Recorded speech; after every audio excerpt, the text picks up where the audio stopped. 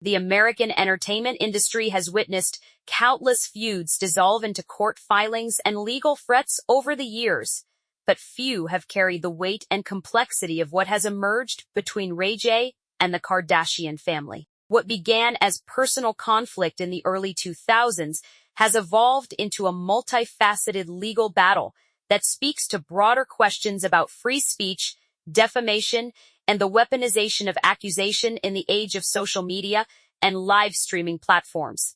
Recent court rulings in August 2026 represent a decisive moment in this ongoing saga, one that has left Ray J facing significant legal obstacles and the distinct possibility that his counter-arguments have run their course. To understand where we are requires understanding how we arrived here. The relationship between Kim Kardashian and Ray J, whose legal name is William Ray Norwood Jr., traces back to the early 2000s. The two dated on and off between 2003 and 2006, a relationship that would ultimately be defined not by its romantic significance, but by a single piece of private footage that became public in 2007. That year, the same year that Keeping Up with the Kardashians premiered on network, a sex tape featuring both Kardashian and Ray J appeared online. The video's release, whether consensual or not, would establish the foundation for decades of legal and personal dispute.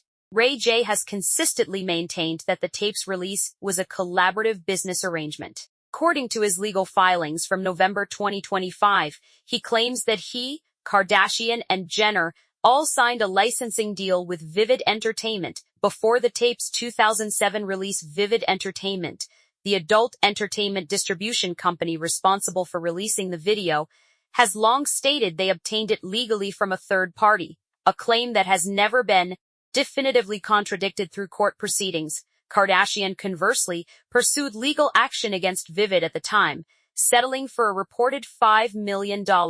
She has consistently characterized the tape as a private recording that was leaked without consent, a narrative that has remained central to her public identity and legal positions throughout the subsequent 2 decades. For many years, this narrative held despite Ray J's occasional assertions to the contrary. His 2013 single I Hit It First represented perhaps his most public attempt to challenge Kardashian's framing of their relationship. The song, which included lyrical references to his sexual history with Kardashian and appeared to reference her subsequent relationships, was received by many as a deliberate attempt to remind the public of their intimate connection and potentially diminish the narrative of victimhood surrounding the tape's release. While controversial and widely understood as a disparaging reference, the song itself did not trigger immediate legal action from the Kardashian family. The landscape shifted dramatically in 2022 when the Kardashian family launched their Hulu series, simply titled The Kardashians. During the premiere episode, Kardashian opened up about her anxieties regarding potential unreleased footage from her encounter with Ray J. In emotional segments broadcast to millions, she accused Ray J of attempting to extort her with a second sex tape and alleged that he had raped her while she was asleep. These were not hypothetical concerns or passing comments. They were serious criminal allegations broadcast in a context of entertainment programming. Ray J's response was swift. He threatened legal action, claiming defamation over these accusations, a threat that would eventually result in negotiations between the parties. In April 2023, Kardashian and Ray J reached a settlement agreement that included a non-disparagement clause.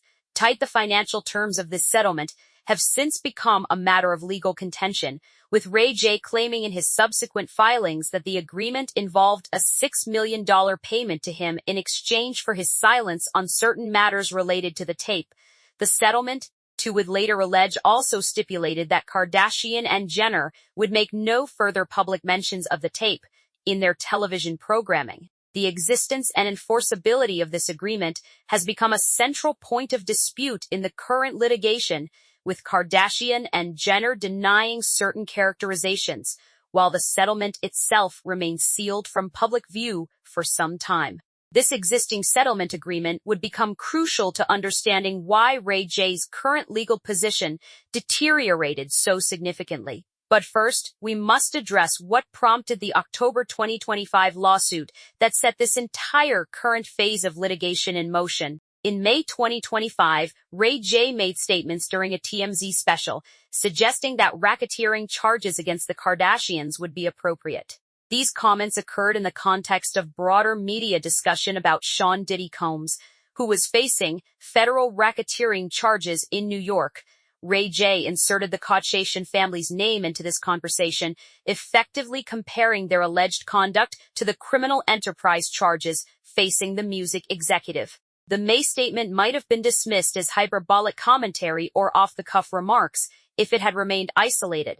Instead, Ray J escalated his claims significantly during a September 2025 livestream, claiming he was working on a federal RICO case involving Kim and Kris. These livestream comments were more specific and more damaging in their implications. Hypothetically about what charges might be appropriate, he was now asserting that he was actively collaborating with federal investigators on criminal charges against these women. He went further, declaring in recordings that the federal RICO I'm about to drop on Kris and Kim is about to be crazy, and that the feds is coming.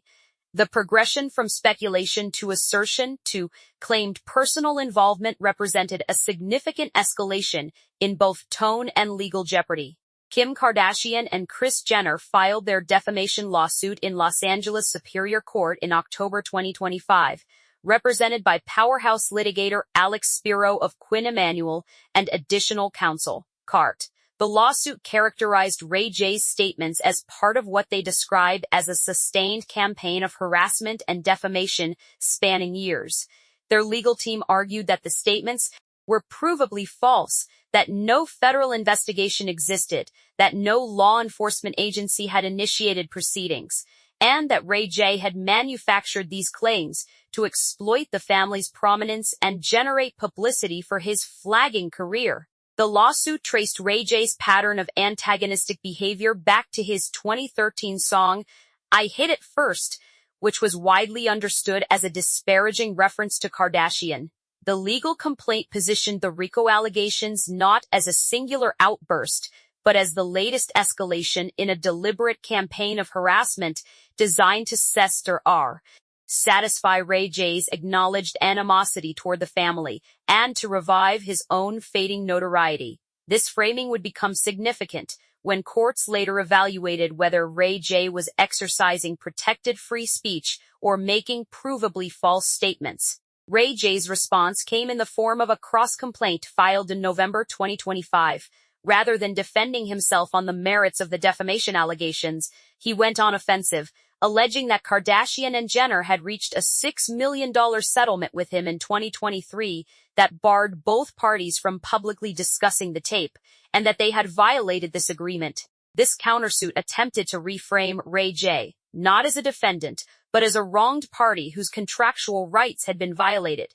He alleged that statements made in the third season of the Kardashians, which premiered in May 2023, constituted breaches of the confidentiality agreement he claimed they had negotiated.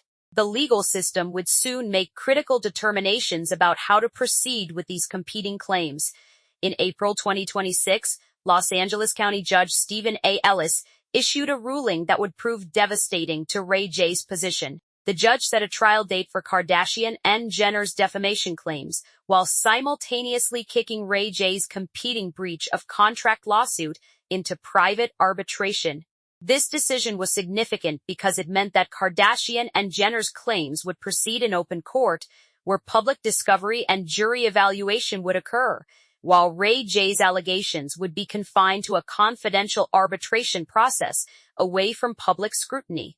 Judge Ellis's reasoning for this split decision centered on the nature of the underlying settlement agreement. He ruled that the obligation not to defame and the obligation not to make public statements placing them in a false light exist independently from both the agreement and the relationship created by the agreement. In other words, even if a settlement agreement existed and contained confidentiality provisions, that agreement could not serve as a shield against defamation liability for making false criminal accusations. This interpretation suggested that the judge was taking the defamation claims seriously, as distinct from any contractual breach claims. The most recent and most damaging ruling for Ray J came in August 2026, when Judge Ellis rejected Ray J's anti-SLEPP motion.